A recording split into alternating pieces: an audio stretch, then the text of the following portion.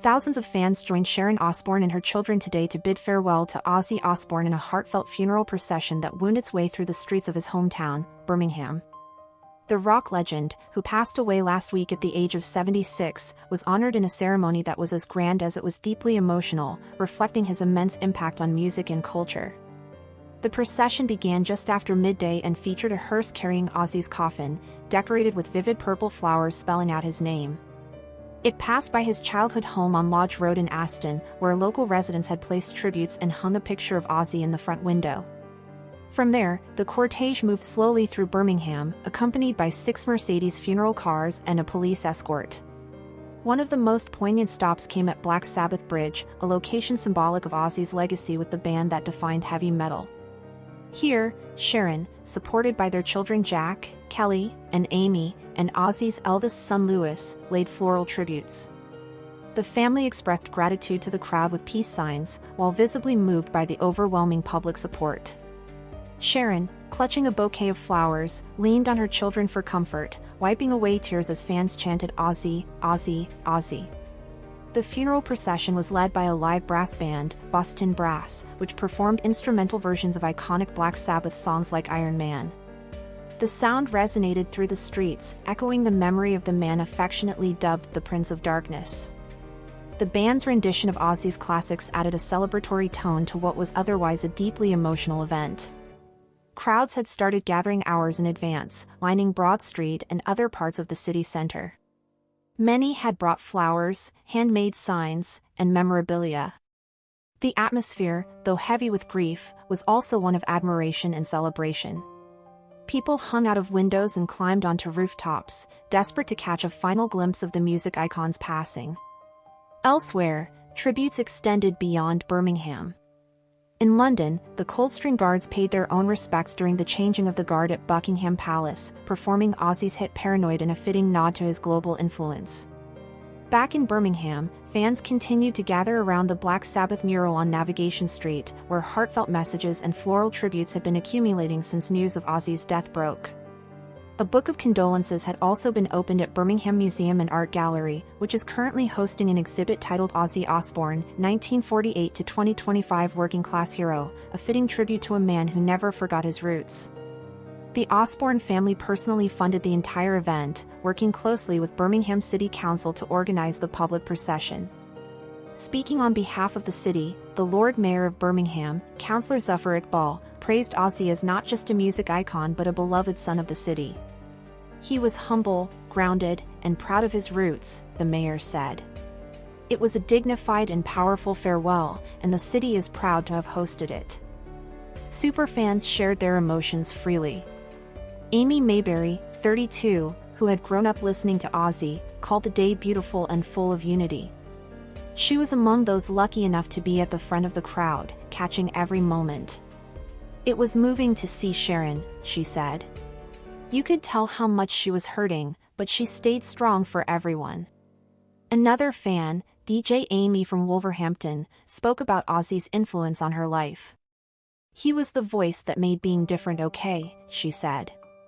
I laid sunflowers and set up a memorial plaque for him. He inspired me to learn guitar. Among the international fans was Jabal Vuli, an aircraft engineer originally from the Philippines, who called Ozzy the best and a global force in music. His wife Jenny recalled the 2018 concert they attended together. It's a night we'll never forget. Ozzy showed us that being different can be a gift. Young and old came out to show their love. 10-year-old Eliza carried a homemade sign reading, "Good night Ozzy, Birmingham forever," along with an umbrella decorated with model bats. Her mother, Claire Finn O'Shea, said, "We're a city in mourning. We loved him for always staying true to where he came from." Other fans included aspiring musicians and lifelong metalheads. Ben Alexander, a drummer for a local thrash metal band, said Ozzy was a kind and energetic soul who helped shape a genre. Ryan Darling, frontman of Mount Slaughter, remembered being lucky enough to see Ozzy's final performance earlier this month. He was unreal on stage, and he inspired my own journey as a singer. Another emotional tribute came from a fan known only as Goose. Ozzy made music that understood people like us, they said. It wasn't just about sound, it was about feeling seen and heard. Some fans went to great lengths to be present. Lee Clark and his mother Tracy traveled over 200 miles from Plymouth to Birmingham, arriving on an overnight sleeper train. "We had to be here," Tracy said. "It was our way of saying thank you." 19-year-old Adam Davies skipped university lectures to attend, confessing he feigned illness to make the journey. A diehard fan, Adam had met Ozzy just weeks earlier at a fan event after paying £666 for a meet and greet. "It was worth every penny," he said. "He greeted me like a friend and made me feel special." The final public act of the day mirrored Ozzy's final concert, held at Villa Park just 3 weeks earlier. More than 42,000 fans packed the stadium, where Ozzy reunited with his Black Sabbath bandmates for one last show.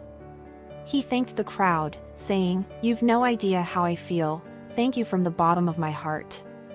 The event ended with a fireworks display and a message on screen, "Birmingham Forever." Ozzy had spoken years earlier about his desire for a light-hearted funeral.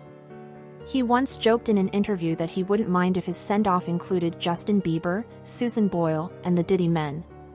Above all, he wanted it to be a celebration of life, not a mope fest. Despite the tears shed today, his wish was largely fulfilled. There was sadness, but there was also laughter, applause, and pride. From the streets of Birmingham to fans watching across the globe, Ozzy Osbourne's legacy remains immortal.